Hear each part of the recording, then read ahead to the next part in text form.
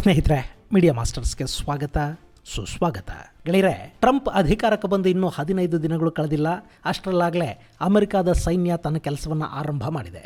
ಅಧ್ಯಕ್ಷರ ಆದೇಶದ ಹಿನ್ನೆಲೆಯಲ್ಲಿ ತಮ್ಮ ಪ್ರಬಲ ಶತ್ರುಗಳ ಮೇಲೆ ಬಾಂಬ್ ದಾಳಿಯನ್ನು ಮಾಡಿರುವ ಅಮೆರಿಕದ ಸೈನ್ಯ ಸಂಹಾರ ಕಾರ್ಯವನ್ನು ಪ್ರಾರಂಭಿಸಿದೆ. ಬೇರೆ ಯಾರದ್ದೋ ಯುದ್ಧವನ್ನು ನಾವು ಮಾಡೋದಿಲ್ಲ ಅಂತ ಹೇಳಿದ್ದ ಟ್ರಂಪ್ ಈಗ ಅಮೆರಿಕನ ನೇರ ದಾಳಿಗಿಳಿಸಿದ್ದಾರೆ. ಹಾಗಾದರೆ ಆ ದಾಳಿ ನಡೆದಿರೋದೆಲ್ಲಿ?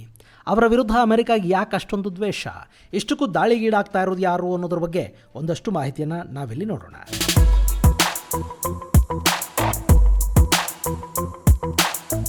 ನಾವು ಅವರನ್ನು ಹುಡುಕಿ ಹೊಡಿತೀವಿ ಅನ್ನೋದು ಅಮೆರಿಕ ಅಧ್ಯಕ್ಷ ಡೊನಾಲ್ಡ್ ಟ್ರಂಪ್ ಮೊನ್ನೆ ಆಡಿರೋ ಮಾತು. ಈ ಮಾತನ್ನವರು ಹೇಳಿ ಕೆಲ ಗಂಟೆಗಳು ಕಳೆಯೋದರ ಒಳಗೆ ಅಮೆರಿಕದ ಸೇನೆ ಭಯೋತ್ಪಾದಕರ ನೆಲೆಗಳ ಮೇಲೆ ಬಾಂಬಿಂಗನ್ನು ಮಾಡಿದೆ. ಆ ದಾಳಿಲಿ ಅಮೆರಿಕದ ವಾಂಟೆಡ್ ಲಿಸ್ಟಲ್ಲಿರೋ ಉಗ್ರರು ಗಾಯಗೊಂಡಿದ್ದಾರೆ.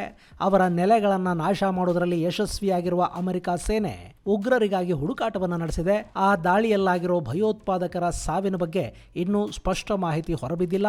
ಆದರೆ ಐಸಿಸ್ನ ಪ್ರಮುಖ ಪ್ಲಾನರ್ ಹಾಗೂ ಆ ಗುಂಪಿಗೆ ಭಯೋತ್ಪಾದಕರನ್ನ ರಿಕ್ರೂಟ್ ಮಾಡಿಕೊಳ್ತಾ ಇದ್ದವರ ಮೇಲೆ ಬಾಂಬ್ ದಾಳಿಯನ್ನು ಮಾಡಲಾಗಿದೆ. ಈ ಮೂಲಕ ಐಸಿಸ್ ಅನ್ನ ಅಮೆರಿಕ ಮತ್ತೆ ಟಾರ್ಗೆಟ್ ಮಾಡ್ಕೊಳ್ತಾ ಇದೆ. ಅರೆ, ಐಸಿಸ್ ಅನ್ನೋದು ಇನ್ನೂ ಇದೆಯಾ? ಅದರ ಮುಖ್ಯಸ್ಥ ಅಬೂಬಕರ್ ಬಾಗ್ದಾದಿಯನ್ನ ಆಗ್ಲೇ ಅಮೆರಿಕ ಹೊಡೆದು ಹಾಕ್ತಲ್ಲ ಅಂತ ನೀವು ಅಂದ್ಕೋತಾ ಇದ್ದೀರೇನೋ? ಬಾಗ್ದಾದಿಯನ್ನ ಅಮೆರಿಕ 2019ರಲ್ಲಿ ಸಿರಿಯಾದಲ್ಲಿ ಬೇಟೆಯಾಡ್ತು. ಆ ಸಂದರ್ಭದಲ್ಲಿ ಅವನೇ ತನ್ನನ್ನು ತಾನು ಡೆಟೋನೇಟ್ ಮಾಡಿಕೊಂಡು ಸಾವಿಗೀಡಾದ. ಆದರೆ ಐಸಿಸ್ ಅನ್ನೋದು ಸಂಪೂರ್ಣವಾಗಿ ಮುಗಿದು ಹೋಗಲಿಲ್ಲ. ತನ್ನ ಶಕ್ತಿ ಅನ್ನೋದು ಕಳ್ಕೊಳ್ತು. ಆ ಸಂಘಟನೆಯಲ್ಲಿ ಕೆಲಸ ಮಾಡೋದಕ್ಕೆ ಆಫ್ರಿಕಾ ಸೇರಿದಂತೆ ವಿವಿಧ ದೇಶಗಳಿಂದ ಬಂದಿದ್ದ ಯುವಕರು ವಾಪಸ್ ತಮ್ಮ ದೇಶಗಳಿಗೆ ಹೋದರು. ಅವರು ಡ್ರಗ್ಸ್ಗೆ ಅಡಿಕ್ಟ್ ಆಗಿದ್ದರು. ಬಂದೂಕುಗಳ ನಶೆ ಕೂಡ ತಲೆಗೇರಿತ್ತು. ಆ ಯುವಕರನ್ನು ಆಫ್ರಿಕಾದಲ್ಲಿ ಬೋಕೋ ಹರಾಮ್ ಅನ್ನೋ ಸಂಘಟನೆ ತನ್ನತ್ತ ಸೆಳೀತು. ಆ ಬಳಿಕ ಆಫ್ರಿಕಾದ ಸಹರಾ ಹಾಗೂ ಸಬ್ ಸಹರಾ ಪ್ರದೇಶದಲ್ಲಿ ಇವರ ಉಪಟಳ ಹೆಚ್ಚಾಗ್ತಾ ಹೋಯಿತು. ಆದರೆ 2019ರಲ್ಲಿ ಈ ಉಗ್ರರು ಬೋಕೋ ಹರಾಮ್ನಿಂದ ಬೇರೆಯಾಗಿ ಮತ್ತೊಂದು ಸಂಘಟನೆಯನ್ನು ಕಟ್ಟಿಕೊಂಡ್ರು. ಅದರ ಹೆಸರು ಐಸಿಸ್ ವೆಸ್ಟ್ ಆಫ್ರಿಕಾ ಅಂತ. ಈ ತಂಡವನ್ನು ಕಟ್ಟಿಕೊಂಡು ನೈಜೀರಿಯಾ, ಚಾಡ್, ಕ್ಯಾಮರೂನ್, ನೈಜರ್ಗಳಲ್ಲಿ ಆ ಉಗ್ರರು ತಮ್ಮ ಅಸ್ತಿತ್ವವನ್ನು ಉಳಿಸ್ಕೊಂಡಿದ್ದಾರೆ. ಅದರ ಜೊತೆ ಮಾಲಿ, ಬುರ್ಕಿನೋಫಾಸೋಗಳಲ್ಲಿ ಕೂಡ ಇವರ ಉಪಟಳ ಹೆಚ್ಚಾಗ್ತಾ ಇದೆ.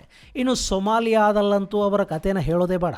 ಮೊದಲೇ ಆಂತರಿಕ ಸಂಘರ್ಷದಿಂದ ನಲುಗು ಹೋಗ್ತಾ ಇರೋ ದೇಶ ಸೊಮಾಲಿಯಾ. ಅಲ್ಲಿ ಬಡತನ ಅನ್ನೋದು ಕಿತ್ತು ತಿಂತಾ ಇದೆ. ಅತ್ಯುತ್ತಮವಾದ ಕರಾವಳಿ ತೀರವನ್ನು ಹೊಂದಿದ್ರೂ ಕೂಡ ಸಮುದ್ರ ಕಳ್ಳತನಕ್ಕೆ ಈ ಸೊಮಾಲಿಯಾ ಅನ್ನೋದು ದೊಡ್ಡ ಹೆಸರು. ಇಂಥ ಸೊಮಾಲಿಯಾದ ಗುಡ್ಡಗಾಡು ಪ್ರದೇಶದಲ್ಲಿ ಕೂಡ ಐಸಿಸ್ನ ಪ್ರಭಾವ ಹೆಚ್ಚಾಗಿದೆ. ಅವರ ವಿರುದ್ಧ ಈಗ ಅಮೆರಿಕ ಯುದ್ಧಕ್ಕೆ ನಿಂತಿದೆ. ಗೆಳೆಯರೆ, ಇಲ್ಲಿ ಅಮೆರಿಕ ಈ ಐಸಿಸ್ ವಿರುದ್ಧ ಇಷ್ಟೊಂದು ತಲೆ ಕೆಡಿಸ್ಕೊಂಡಿರೋದು ಯಾಕೆ ಅನ್ನೋದನ್ನು ನೋಡೋದಕ್ಕೂ ಮುನ್ನ ಈಗ ಆಪರೇಷನ್ ನಡೆದಿರೋ ಸೊಮಾಲಿಯಾದ ಬಗ್ಗೆ ಕೂಡ ಒಂದಷ್ಟು ಮಾಹಿತಿಯನ್ನು ನಿಮಗೆ ಕೊಟ್ಟುಬಿಡ್ತೀನಿ. ಈ ಸೊಮಾಲಿಯಾ ಅನ್ನೋ ದೇಶ ಇದೆಯಲ್ಲ, ಇದು ಹಾರ್ನ್ ಆಫ್ ಆಫ್ರಿಕಾದಲ್ಲಿ ಕಂಡುಬರುವ ದೇಶ. ನೀವಿಲ್ಲಿ ಮ್ಯಾಪಲ್ಲಿ ನೋಡ್ತಾ ಇದ್ದೀರಲ್ಲ, ಇದು ಸೊಮಾಲಿಯಾ. ಗಲ್ಫ್ ಆಫ್ ಏಡನ್ ಬಳಿ ಇರುವ ಈ ಸೊಮಾಲಿಯಾ ಜಿಬೂಟಿ, ಇಥಿಯೋಪಿಯಾ, ಕೀನ್ಯಾ ಹಾಗೂ ಅರಬ್ಬಿ ಸಮುದ್ರವನ್ನು ಗಡಿಯಾಗಿ ಹೊಂದಿದೆ. 6,37,657 ಚದರ ಕಿಲೋಮೀಟರ್ನಷ್ಟು ವಿಸ್ತೀರ್ಣವನ್ನು ಹೊಂದಿರುವ ಈ ದೇಶದಲ್ಲಿ 1,80,00,000ಕ್ಕೂ ಅಧಿಕ ಜನ ವಾಸ ಮಾಡ್ತಾರೆ. ಇಲ್ಲಿ 99.8% ಮುಸ್ಲಿಮರಿದ್ದಾರೆ, 0.1% ಕ್ರೈಸ್ತರಿದ್ದಾರೆ. ಹಾಗೆಯೇ ಇಲ್ಲಿರೋ ಮುಸ್ಲಿಮರಲ್ಲಿ ಅತಿ ಹೆಚ್ಚು ಸುನ್ನಿಗಳೇ ಇದ್ದಾರೆ. ಇಟಲಿ ಮತ್ತು ಬ್ರಿಟನ್ ಎರಡೂ ದೇಶಗಳು ಆಳಿದರೂ ಕೂಡ ಇಲ್ಲಿನ ಕ್ರೈಸ್ತರ ಸಂಖ್ಯೆಯನ್ನು ಹೆಚ್ಚು ಮಾಡಿಕೊಳ್ಳೋದಕ್ಕೆ ಸಾಧ್ಯ ಆಗಲಿಲ್ಲ. ಇನ್ನು ಈ ಸೊಮಾಲಿಯಾದ ರಾಜಧಾನಿ ಮೊಗಾದಿಶು, ಅಲ್ಲಿ ಸುಮಾರು 20 ಲಕ್ಷಕ್ಕೂ ಅಧಿಕ ಮಂದಿ ವಾಸ ಮಾಡ್ತಾರೆ. ಗೆಳೆಯರೆ, ಈ ಸೊಮಾಲಿಯಾನ ಇಟಲಿ ಹಾಗೂ ಬ್ರಿಟನ್ ಎರಡೂ ಹಂಚಿಕೊಂಡು ಆಳ್ವಿಕೆ ಮಾಡಿದ್ರು. ಆ ಬಳಿಕ ಬ್ರಿಟನ್ನ ಹಿಡಿತದಲ್ಲಿದ್ದ ಪ್ರದೇಶಗಳನ್ನು ತನ್ನ ತೆಕ್ಕೆಗೆ ತಗೊಂಡ ಇಟಲಿ ಸೊಮಾಲಿಯಾನ ಸಂಪೂರ್ಣವಾಗಿ ಆವರಿಸಿಕೊಳ್ತು. ಆಗ ಇದನ್ನು ಸೊಮಾಲಿಯಾ ಲ್ಯಾಂಡ್ ಅಂತ ಕರೆಯಲಾಗ್ತಾ ಇತ್ತು. 1945ರಲ್ಲಿ ಎರಡನೇ ಮಹಾಯುದ್ಧವನ್ನು ಬ್ರಿಟಿಷರು ಗೆದ್ದ ನಂತರ ಮತ್ತೆ ಈ ಭೂಮಿ ಬ್ರಿಟಿಷರ ಕೈ ಸೇರಿತು.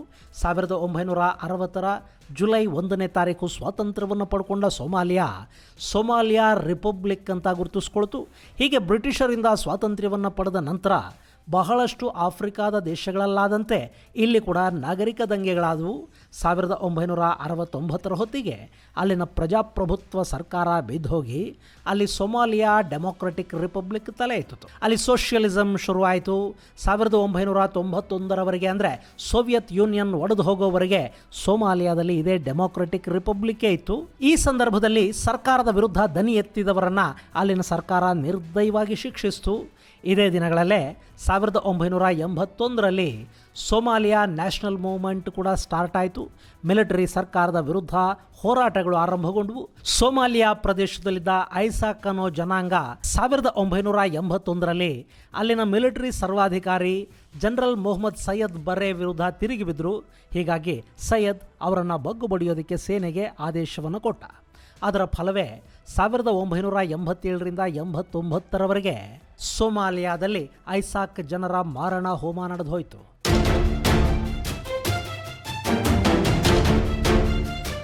ಹೀಗೆಲ್ಲವತ್ತು ಸತ್ತವರ ಸಂಖ್ಯೆ 50,000ದಿಂದ 1,00,000ದವರೆಗಿರಬಹುದು ಅಂತ ಅಂದಾಜು ಮಾಡಲಾಗುತ್ತೆ.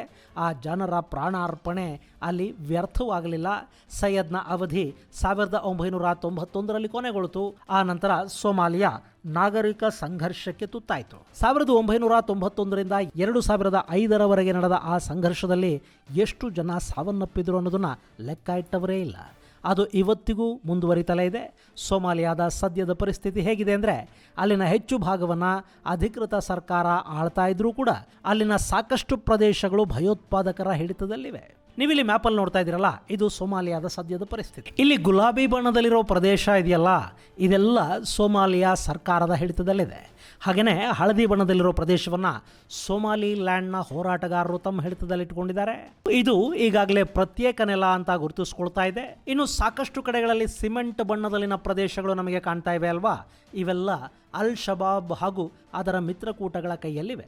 ಈ ಅಲ್ ಶಬಾಬ್ ಅನ್ನೋದೊಂದು ಭಯೋತ್ಪಾದಕ ಸಂಘಟನೆ. ಹಾಗೆಯೇ ಹಾರ್ನ್ ಆಫ್ ಆಫ್ರಿಕಾದ ಬಳಿಯಲ್ಲಿ ಅಂದರೆ ಬೊಸಾವೋ ಬಳಿಯಲ್ಲಿ ಗಾಢ ಸಿಮೆಂಟ್ ಬಣ್ಣದಲ್ಲಿ ಒಂದಷ್ಟು ಪ್ರದೇಶವನ್ನು ಗುರುತಿಸಿದ್ದಾರೆ ನೋಡಿ. ಇದು ಐಸಿಸ್ ಉಗ್ರರ ಕೈಯಲ್ಲಿದೆ.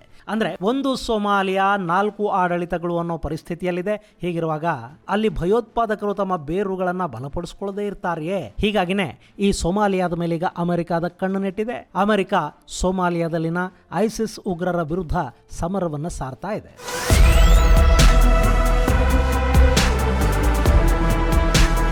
ಗೆಳೆಯರೆ, ನಿಮಗೆ ನೆನಪಿರಬೇಕು, 2014ರ ಹೊತ್ತಿಗೆ ಲೆವೆಂಟ್ ಭಾಗದಲ್ಲಿ ಅಂದರೆ ಇರಾಕ್, ಸಿರಿಯಾದ ಭಾಗದಲ್ಲಿ ಈ ಉಗ್ರರ ಉಪಟಳ ಹೆಚ್ಚಾಗಿತ್ತು.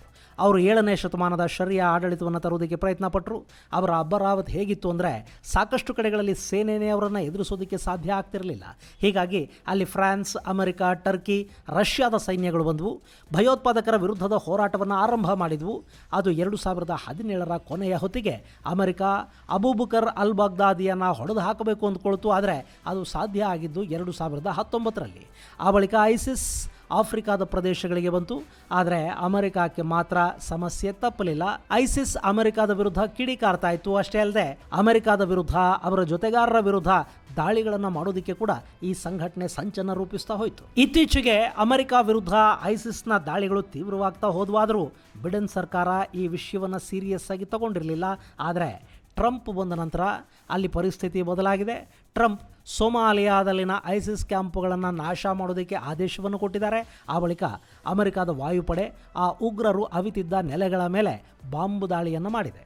ಅದರಲ್ಲಿ ಸಾಕಷ್ಟು ಜನ ಸಾವನ್ನಪ್ಪಿದ್ದು, ಅವರ ನೆಲೆಗಳು ನಾಶ ಆಗಿವೆ ಅನ್ನೋ ಮಾಹಿತಿಯನ್ನು ಟ್ರಂಪ್ ಕೊಟ್ಟಿದ್ದಾರೆ. ಅಷ್ಟೇ ಅಲ್ಲದೆ ನಾವು ನಡೆಸಿರೋ ಈ ದಾಳಿ ಆ ಉಗ್ರ ಸಂಘಟನೆಯ ಶಕ್ತಿಯನ್ನು ಕಡಿಮೆ ಮಾಡಿದೆ. ಅವರು ನಮ್ಮ ವಿರುದ್ಧ ಯೋಚನೆ ಮಾಡೋದಕ್ಕೆ ಕೂಡ ಹೆದರಬೇಕಾದ ಪರಿಸ್ಥಿತಿ ನಿರ್ಮಾಣ ಆಗಬೇಕು ಅಂತ ಟ್ರಂಪ್ ಹೇಳಿದ್ದಾರೆ. ಒಟ್ಟಲ್ಲಿ ಅಮೆರಿಕ ಈಗ ಮತ್ತೊಂದು ಸುತ್ತಿನ ಭಯೋತ್ಪಾದಕರ ವಿರುದ್ಧದ ದಾಳಿಯನ್ನು ಶುರು ಮಾಡಿಕೊಂಡಿದೆ. ಇದರ ಹಿಂದಿನ ಉದ್ದೇಶ ಏನು? ಅದರಲ್ಲೂ ಸೊಮಾಲಿಯಾದಲ್ಲೇ ಯಾಕೆ ಐಸಿಸ್ ಉಗ್ರರನ್ನು ಅಮೆರಿಕ ಟಾರ್ಗೆಟ್ ಮಾಡ್ಕೊಳ್ತಾ ಇದೆ? ಇಲ್ಲಿ ಸೊಮಾಲಿಯಾನ ಸಂಪೂರ್ಣವಾಗಿ ತನ್ನ ಹಿಡಿತಕ್ಕೆ ತೆಗೆದುಕೊಳ್ಳುವ ಯೋಚನೆ ಅಮೆರಿಕಕ್ಕಿದೆಯಾ?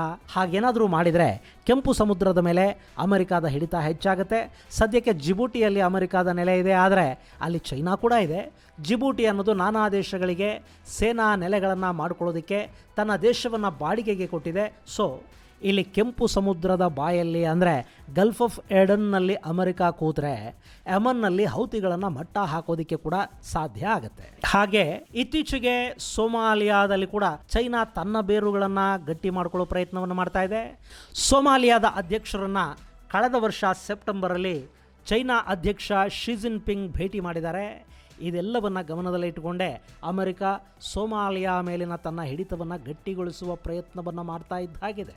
ಇನ್ನು ಸೊಮಾಲಿಯಾದಲ್ಲಿ ಜಿಪ್ಸಮ್ ಇದೆ, ಐರನ್ ಇದೆ, copper, gold, lime stone, natural gas, quads, titanium, tin ಮತ್ತು ಯುರೇನಿಯಂನಂಥ ಖನಿಜಗಳು ಸಮೃದ್ಧವಾಗಿವೆ. ಅದರ ಮೇಲೆ ಕಣ್ಣು ಹಾಕಿಕೊಂಡು ಚೈನಾ ಅಲ್ಲಿಗೆ ಬರೋ ಪ್ರಯತ್ನವನ್ನು ಮಾಡ್ತಾ ಇದೆ.